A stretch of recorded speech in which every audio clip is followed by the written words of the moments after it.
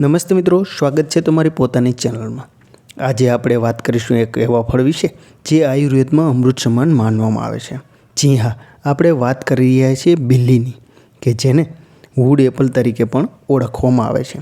મિત્રો, ઉનાળાની કાળઝાળ ગરમીમાં બિલ્લીનું શરબત પીવું એ માત્ર તરસ છીપાવવી જ નથી, પરંતુ તેને સ્વાસ્થ્યનો ખજાનો પણ માનવામાં આવે છે।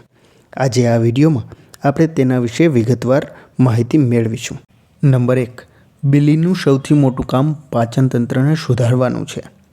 જો તમને વર્ષોથી કબજિયાતની સમસ્યા હોય, કે ગેસ બનતો હોય, અથવા તો ડાયેરિયાની પણ સમસ્યા હોય, તો બિલ્લીનો ગર્ભ કે તેનું શરબત અત્યંત ગુણકારી છે। મિત્રો, તે આંતરડાની સફાઈ કરે છે। આવી રીતના મિત્રો તેનું આપણે સેવન કરવું જોઈએ, જેનાથી આપણે પાચન તંત્રમાં સુધારો આવે છે। નંબર 2, ઉનાળામાં રક્ષણ। બહારના ઠંડા પીણા પીવાને બદલે બિલ્લીનું શરબત પીવું જોઈએ। તે શરીરનું તાપમાન જાળવી રાખવામાં ખૂબ જ મદદરૂપ થાય છે।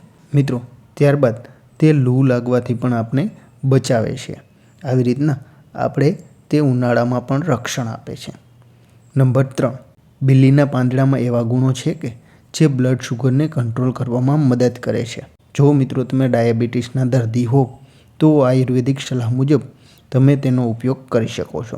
આ રીતના આપણે ડાયાબિટીસ માટે પણ બિલ્લી ઉપયોગી છે। નંબર 4, મિત્રો બિલ્લીમાં રહેલા વિટામિન સી અને એન્ટીઓક્સિડન્ટ આપણા શરીરને અંદરથી મજબૂત બનાવે છે, અને જેથી કરીને વારંવાર બીમારીઓથી આપણે બચી શકીએ છીએ। આ રીતના આપણી રોગ પ્રતિકારક શક્તિ વધારવામાં પણ બિલ્લી ખૂબ જ ઉપયોગી છે। નંબર 5, ચહેરા પરના ખીલ અને ડાઘ ધબ્બા દૂર કરવામાં બિલ્લીનો ખૂબ જ ઉપયોગ થાય છે। ત્વચા પર એક કુદરતી ગ્લો લાવે છે। આ રીતના ત્વચા માટે પણ આ ફાયદાકારક છે। તેની સાથે સાથે તે લોહીને પણ શુદ્ધ કરે છે। મિત્રો, આ રીતના આપણે બિલ્લી ખૂબ જ ઉપયોગી છે। હવે મિત્રો, આપણા મનમાં એક સામાન્ય રીતના પ્રશ્ન થતો હોય છે કે આપણે બિલ્લીનું સેવન કેવી રીતના કરવું, એટલે કે તેનો શરબત કેવી રીતના બનાવવો અને તેનું ચૂર્ણ કેવી રીતના બનાવવું। તો આપણે તેની માહિતી ટૂંકમાં લઈએ। મિત્રો, શરબત બનાવવા માટે પાકેલા બિલ્લીના ગર્ભને પાણીમાં પલાળીને તેને ગાળીને તેમાં થોડું મધ અથવા તો સાકર ઉમેરીને તેને પી શકાય છે। મિત્રો, આનો ઉપયોગ આપણે લૂથી બચવા માટે પણ થતો હોય છે। ત્યારબાદ મિત્રો, બિલ્લીના ચૂર્ણની વાત કરીએ તો બજારમાં બિલ્લીનું ચૂર્ણ તૈયાર મળતું હોય છે, જેને તમે હુંફાળા પાણી સાથે પણ રાત્રે લઈ શકો છો।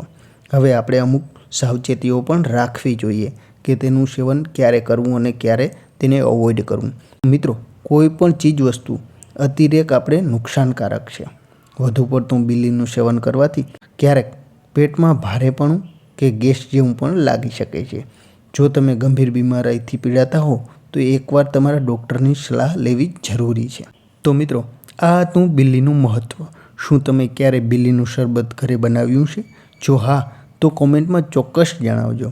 મિત્રો, આ માહિતી જો ઉપયોગી લાગી હોય તો વિડીયોને લાઇક કરજો, તમારા પરિવાર સાથે શેર પણ કરજો, અને આવી સ્વાસ્થ્યપ્રદ વાતો જાણવા માટે ચેનલને સબસ્ક્રાઈબ પણ કરવાનું ભૂલતા નહીં। મળીશું આવતા વિડીયોમાં। ત્યાં સુધી સ્વસ્થ રહો, મસ્ત રહો, મજામાં રહો।